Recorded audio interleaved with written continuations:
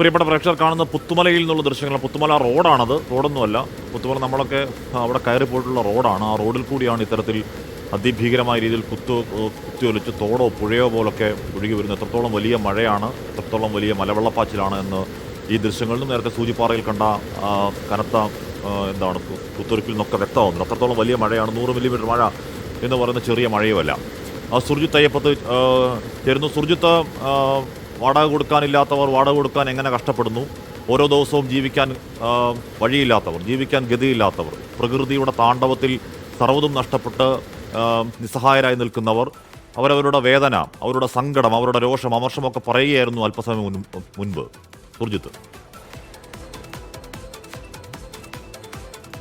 അതുതന്നെയാണ് ഹാഷ്മി, ആ ഒരു പ്രതിഷേധം, അമർഷം അത് തന്നെയാണ് ഇവിടെ നിലനിൽക്കുന്നത്. കാരണം ഈ പൂർണ്ണമായും ഈ 3 വാർഡുകളിലെ ആളുകൾക്ക് സഹായങ്ങൾ എത്തിക്കും എന്നുള്ള തരത്തിൽ പ്രഖ്യാപനം സർക്കാർ നടത്തിയതാണ്. അത് സർക്കാർ പാലിക്കുന്നില്ല എന്നുള്ളതാണ് ഇവർ ഉന്നയിക്കുന്ന പ്രധാനപ്പെട്ട കാര്യം. ഇപ്പോൾ ആ ബെയിലി പാലം കടന്നുള്ള മുണ്ടക്കൈയിലേക്ക് പോകുന്ന ആ റോഡ് നമുക്കൊന്ന് കാണാം. ആ റോഡ് ശരിക്കും അത് അവിടേക്കൊക്കെ വെള്ളം കയറിയിട്ടുണ്ട്. അത്രമാത്രം വലിയ മഴയാണ്. 100 mm മഴ എന്ന് പറയുമ്പോൾ സ്വാഭാവികമായും അത്ര വലിയ മഴപ്പെയ്ത്താണ് ഈ മുണ്ടക്കൈ ഉൾപ്പെടെയുള്ള പ്രദേശത്ത് ഉണ്ടായിട്ടുള്ളത്. അതേ തുടർന്നാണ് ഇങ്ങനെ ഈ അളവിൽ വെള്ളം കുത്തിയൊലിച്ച് എത്തുന്ന ഒരു സ്ഥിതിയിലേക്ക് കാര്യങ്ങൾ മാറിയിട്ടുള്ളത്. ഇപ്പോൾ ഒട്ടും സുരക്ഷിതമല്ലാത്തൊരവസ്ഥ, അതായത് അപ്പുറത്തേക്ക് പോകാൻ കഴിയാത്ത അവസ്ഥയാണുള്ളത്. ബെയിലി പാലത്തിൽ തൊട്ട് താഴെ കൂടി പുഴ ഒഴുകുന്നു. അതിൽ ഇടയ്ക്ക് ഈ മരക്കഷ്ണങ്ങൾ ഉൾപ്പെടെ ഒഴുകിയെത്തുന്നത് നമുക്കിവിടെ കാണാൻ കഴിയുന്നുണ്ട്. ആ പാറയുടെ ഇടുക്കിലെല്ലാം തന്നെ മരത്തടികൾ അടിഞ്ഞു കിടക്കുന്നുണ്ട് എന്നുള്ളതാണ്. അങ്ങനെ വലിയ രീതിയിലുള്ള ഒരു കുത്തൊഴുക്ക് പുഴയിൽ ഉണ്ടാകുന്നു എന്നുള്ളതാണ്. ആ ഭാഗത്തിന് ശേഷിക്കുന്ന ആളുകളെ മുഴുവൻ പൂർണ്ണമായും ഇപ്പുറത്തേക്ക് എത്തിക്കാൻ കയറടക്കം കെട്ടി ഫയർഫോഴ്സ് നിലയുറപ്പിച്ച് നിൽക്കുന്ന ആ ഒരു കാഴ്ചയാണ് നമുക്ക് ഇവിടെ നിന്നും കാണാൻ കഴിയുന്നത്. എന്തായാലും ആ പ്രദേശത്ത് അതുമായി ബന്ധപ്പെട്ട കാര്യങ്ങൾ അവിടെ നടക്കുകയാണ്.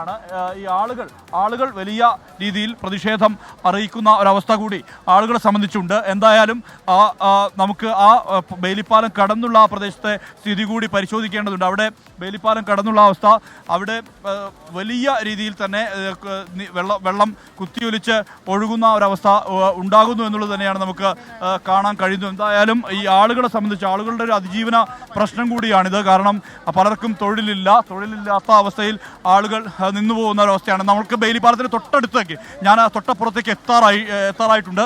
ആ പ്രദേശത്ത്, അതായത് ബെയിലിപ്പാലത്തിൻ്റെ തൊട്ട് അപ്പുറത്ത് വെള്ളം കയറി ആ അതിൻ്റെ ഒരു ദൃശ്യം കൂടി നമുക്ക് കാണിക്കേണ്ടതുണ്ട്.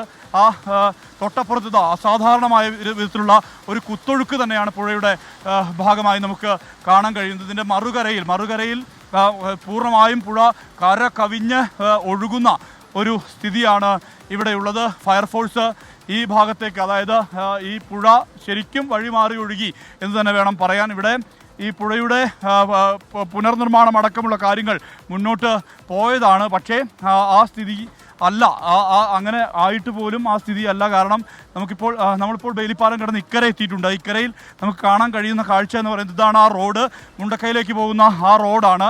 ആ റോഡിൽ വെള്ളം കുത്തിയൊലിച്ച് ഒഴുകുന്ന അതിഭയാനകമായൊരവസ്ഥ അത് തന്നെയാണ് നമുക്ക് കാണാൻ കഴിയുന്നത്. കാരണം വെള്ളം അത്രമാത്രം കുത്തിയൊലിച്ച് ഇവിടേക്ക് ഒഴുകുന്നു എന്നുള്ളതാണ്. ഇവിടെ ഫയർഫോഴ്സ് വടം കെട്ടിയിട്ടുണ്ട്. പൂർണ്ണമായും ആ പ്രദേശത്ത് ജോലിക്ക് പോയ ആളുകളെ പൂർണ്ണമായും മാറ്റാൻ വേണ്ടി കഴിഞ്ഞിട്ടുണ്ട് എന്നുള്ളത് തന്നെയാണ് മനസ്സിലാക്കുന്ന കാര്യം.